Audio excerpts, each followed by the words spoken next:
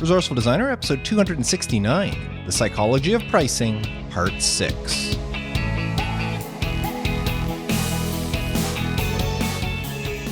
Welcome to the Resourceful Designer podcast, offering solutions to streamline your graphic and web design business so you can get back to designing. And now, your host. He pronounces it sandwich instead of sandwich. Mark Dickote. Yep, it's something I've been doing since I was a little kid, and let me tell you, it drives my wife crazy. Every time I say sandwich, she responds with, "There's no M in sandwich," making sure to emphasize the D. Oh well, she's still with me after all these years, so I guess my strengths outweigh my flaws. Moving on, I'm happy to announce that this week is in fact the final part of my Psychology of Pricing series, where I share research-proven tactics to make the most out of the prices you display. Now, after falsely teasing you the past few weeks, I'm finally bringing this series to an end. Now, if you haven't listened to the previous parts of this series, I suggest you go back to the beginning, part 1, and do so before listening to this episode. I'll still be here when you're done. Now, these pricing tactics that I'm sharing with you are great for your design business, but the real gem here is that they can make you look like a pricing guru to your clients. Imagine improving their conversion rate simply by manipulating the way you display their prices. Man, they'll be throwing money at you after that. Now, before I keep going, I just want to share that I've heard back from several people who have actually started implementing some of the tactics from this series, and I want to thank you for the messages. Mick, who is a member of the Resourceful Designer community, he was one of the first people to share with me that he changed up some of the tactics that he used. On a proposal that he sent out for a logo design project, he swapped the 3 tiers. He was using the 3-tier pricing method, where you usually put a low, medium, and high price. Well, he swapped the tiers and put the most expensive price first instead of last. And you know what? The highest price was the one that his client chose. Now, he's not saying that changing up his tactic here, his pricing tactic, is what led to that, but hey, it's a nice coincidence. He also told me that he's changed up things on another project he quoted.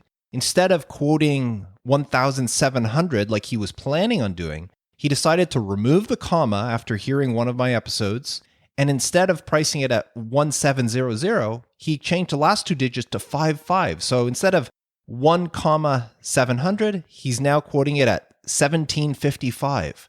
So not using a rounded price and removing the comma so that it sounds more appealing. Now, I haven't heard back from Mick yet to see whether that influenced them, whether he got the proposal signed or not. But I just love hearing how designers are implementing these tactics into their business. But of course, you can't use these tactics if I don't share them with you first, so let's get on with the rest of this series. Now, as in previous episodes, all of these tactics that I'm sharing with you come from Nick Kalenda, specifically an article on his website, nickkalenda.com, titled, appropriately enough, The Psychology of Pricing. Now, there's a link to Nick's article in the show notes for this episode in case you want to see it for yourself. But for now, I'll share the final tactics with you. So here is The Psychology of Pricing, Part 6. Now, in the previous 5 parts of this series, I shared various ways to manipulate how a price is displayed in order to improve sales conversions. In this last part of the series, I'm going to share how to use discounts properly. Now, according to Nick, if not used properly, discounts can actually harm your business. In fact, some people suggest that you should never use discounts at all. Now, that may be a bit extreme. After all, discounts can prove useful if you know how to use them properly. Now, you may be asking, how can offering a discount backfire on you? For one, if you offer discounts too frequently, customers will become more price conscious and simply wait for the next discount. Udemy comes to mind for me in this case. If you're unfamiliar with them, Udemy is an online learning platform with courses on courses on just about anything you want to learn. I've used them for all sorts of stuff. I learned how to do Google Analytics. I learned how to do Facebook ads. I learned some CSS and stuff way back in the day through courses through Udemy. If you want to check them out, resourcefuldesigner.com/Udemy and see what they offer you.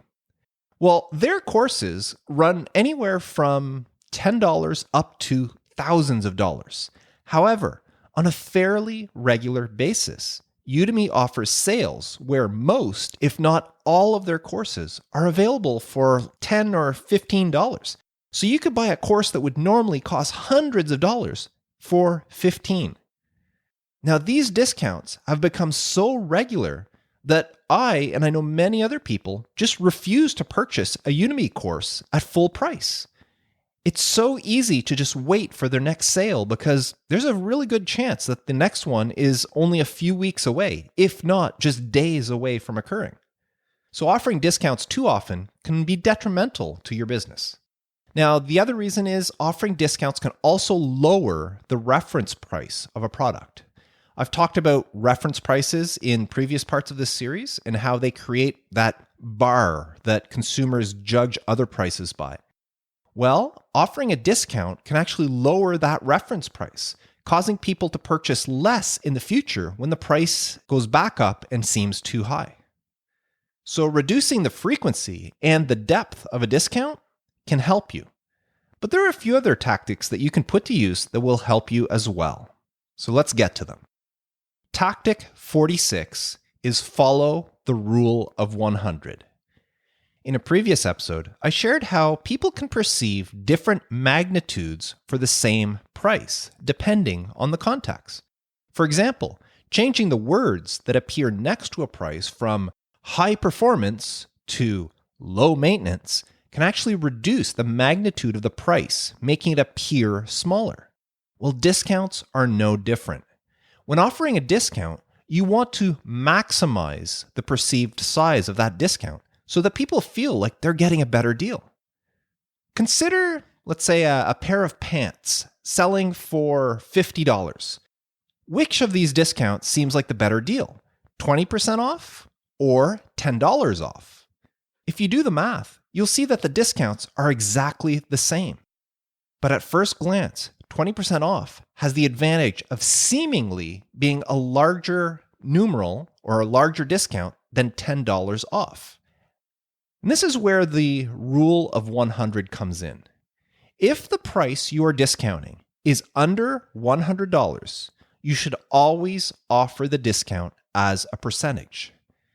Saving 10% off of a $20 item sounds so much more appealing than saving $2 off a $20 item.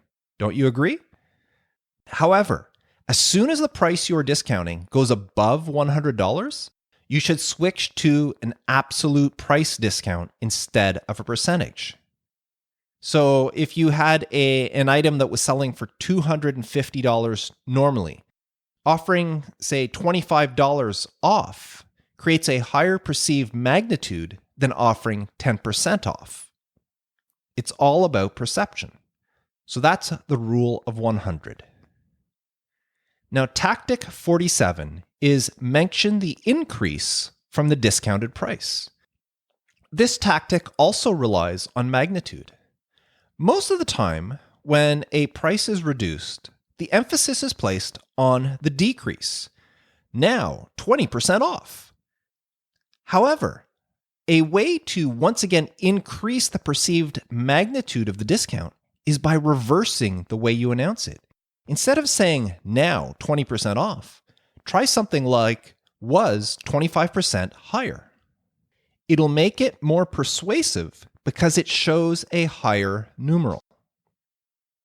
Now, tactic 28 is provide a reason for the discount.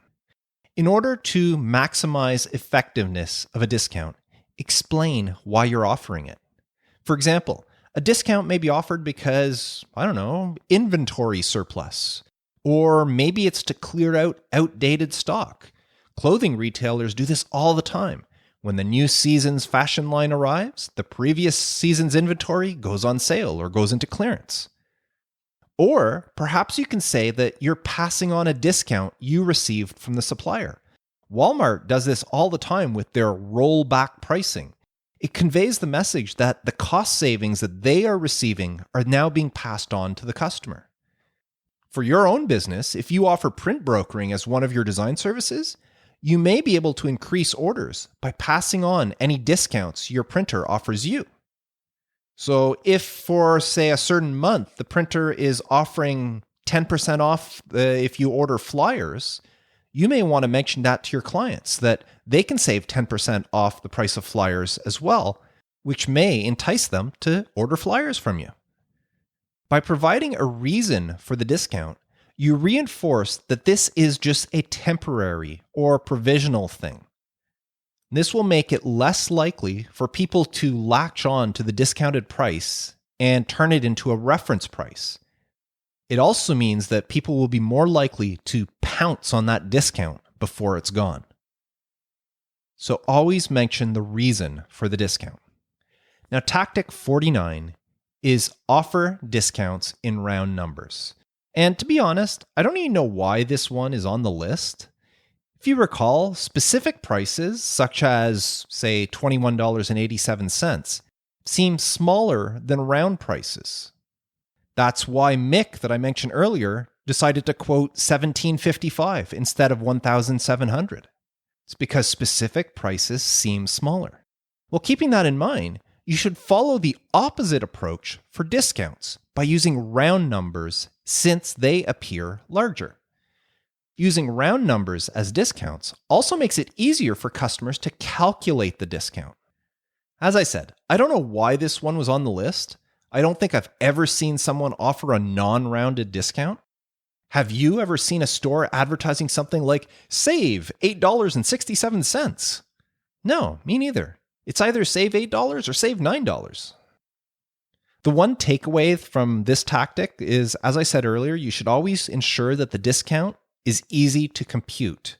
You don't want to confuse people by offering, say, a 23% discount off a price of $37.89. I mean, if the person has to take out a calculator in order to figure out how much they're going to save, then you're missing the whole point here. Anyways, moving on. Tactic 50. Give 2 discounts in ascending order. This is useful for those rare occasions when more than one discount is applied. Say, for example, a store is offering, today only take 20% off all items in the store, including stuff that's already discounted. Well, a 1979 study showed that offering 2 combined discounts are often preferable to a single lump sum discount. So saving an additional 20% off an item that's already discounted 10% off seems like a better offer than if the item was simply marked at 30% off. But whenever you do this, always try to arrange these discounts in ascending order. So it would be take 10% off, then take 20% or 30% off. 2019 study showed that this creates what's called ascending momentum, which makes the total discount seem larger if you start with the smaller discount and then apply the larger discount. Now, tactic 51 is offer discounts towards the end of the month. Remember me in previous episodes talking about the pain of paying? Well, as your budget gets smaller, paying for things becomes more painful. You're more likely to buy a product and be more satisfied with your purchase of that product when you have more money in your budget to spend. So offering discounts at the end of the month, as people's monthly budgets are nearing exhaustion, is more effective because those people, they're seeking ways to save money.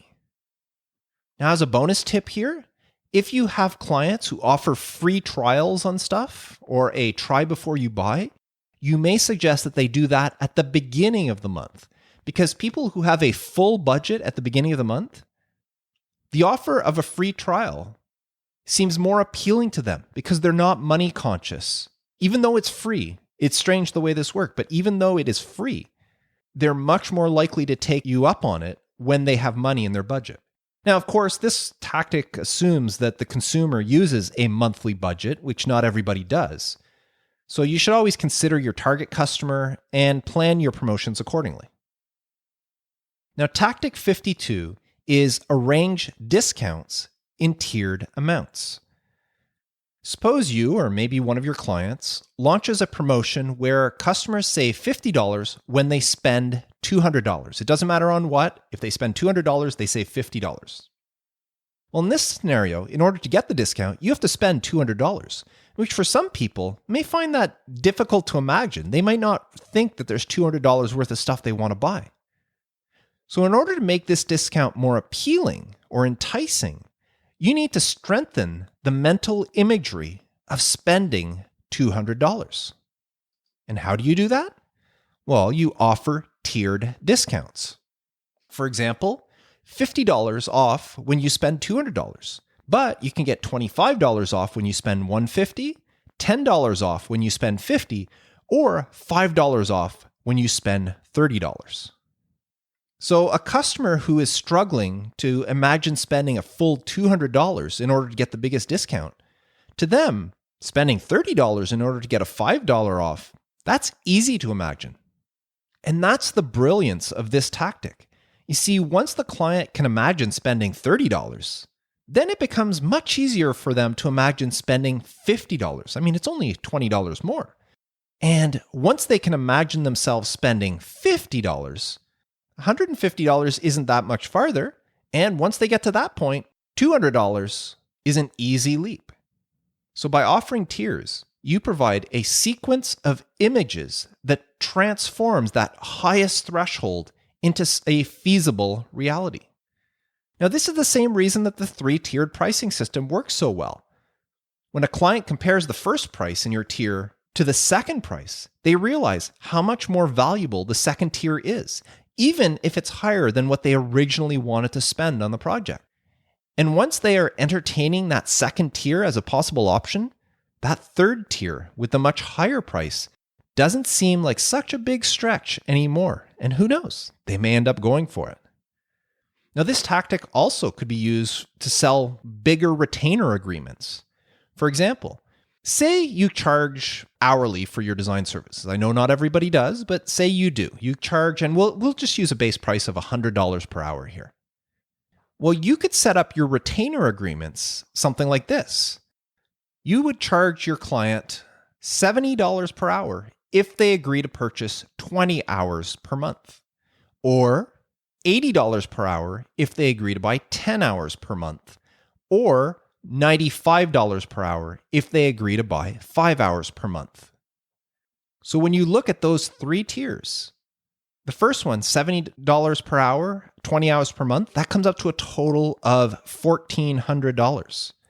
$80 per hour, 10 hours per month, that's $800. And $95 per hour for 5 hours, that's $475. So when they look on a monthly basis, they think, okay, I could spend $475 and get 5 hours. But if I get double the amount of hours, I actually save $150 per month off the price that I would be paying. And that's not counting if you're buying individual hours at $100 per hour. And once you're on that second tier at $800, well, that's 10 hours per month, but now I could double it and get 20 hours per month for only $1,400. And that means I save an additional $200 there. So using this tactic of tiered discounts can make it easier for clients to jump from one tier to the next higher tier because it doesn't seem as painful to spend the money. Something to think about.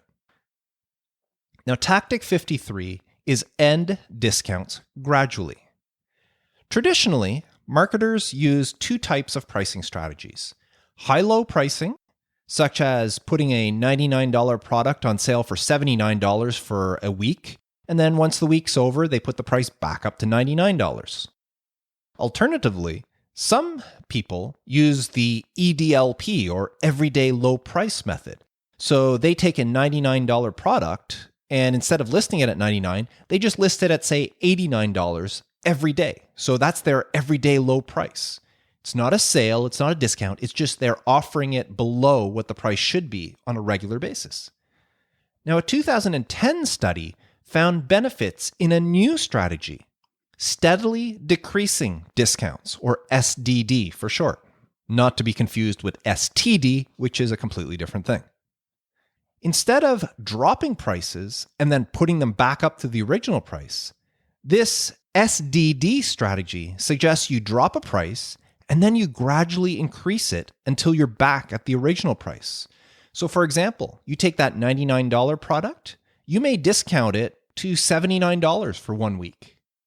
Then the next week, you put the price up to $89 and leave it there for another week. Then maybe you may raise the price to $94 for another week, and then eventually put it back up to $99. So you drop it to a low price and then slowly increase the price until you're back to the full price. And researchers found positive outcomes from multiple metrics when using this system.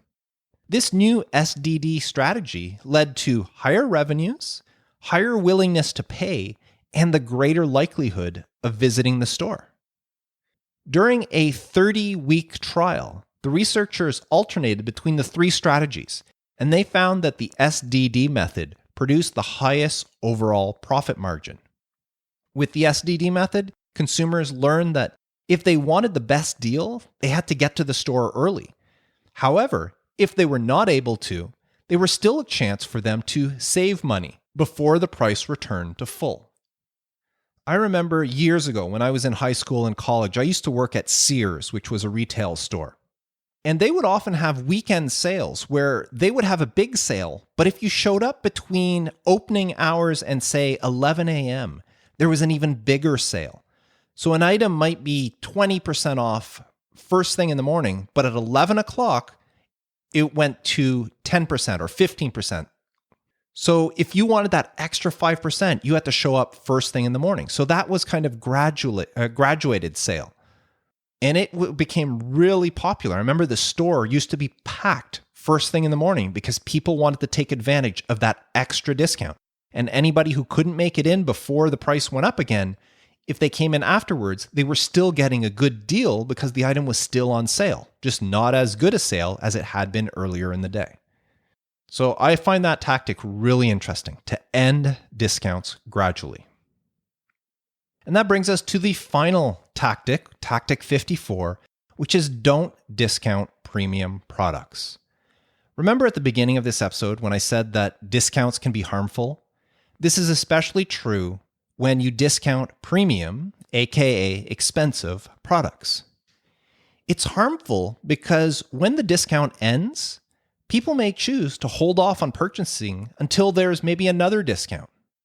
They'll be willing to wait. Or worse yet, they may choose to go shop at a competitor instead. You see, when a discount is retracted, meaning the discount is taken out, it's over, on a premium product, then the demand shifts towards lower priced products. However, when a discount is retracted on a lower priced product, the demand remains the same for that product. What this one boils down to is, if you're competing on price, it's okay to give a discount.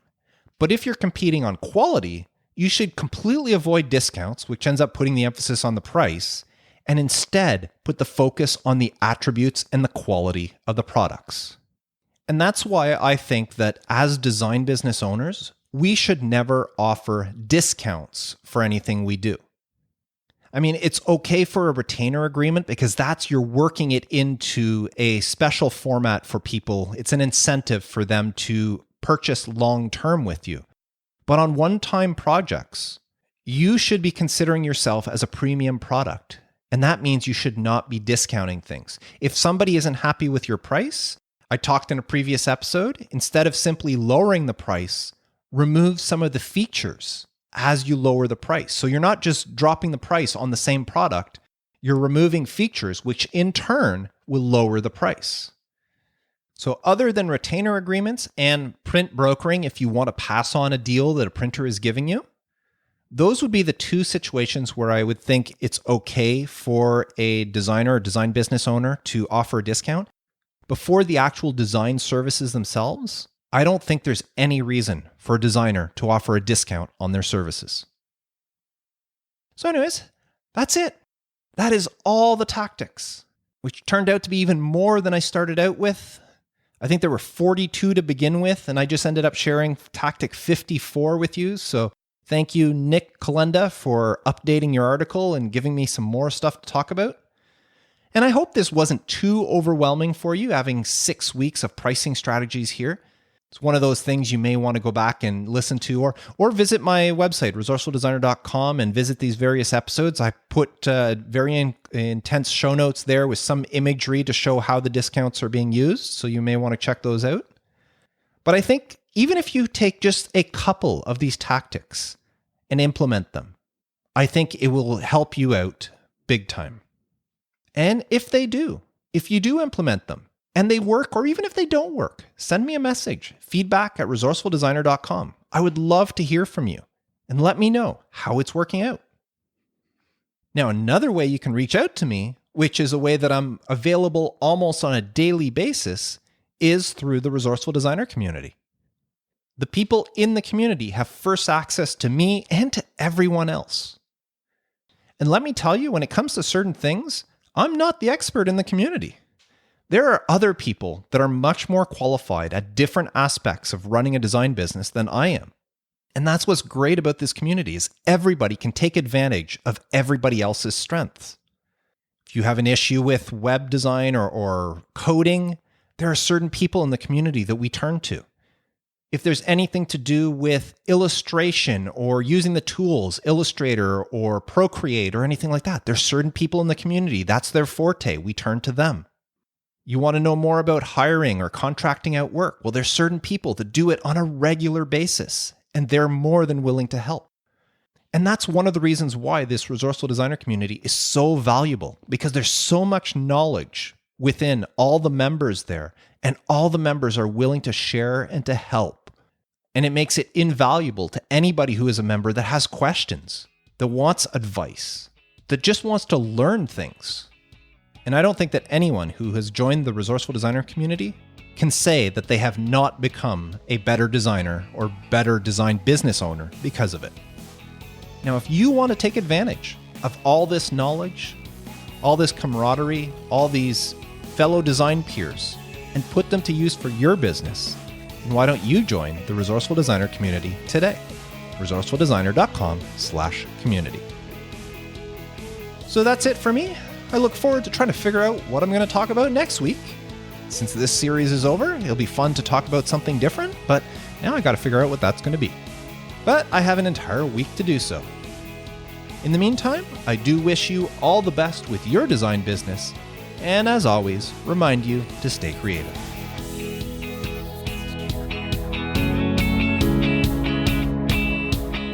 Thanks for listening to the Resourceful Designer Podcast at resourcefuldesigner.com.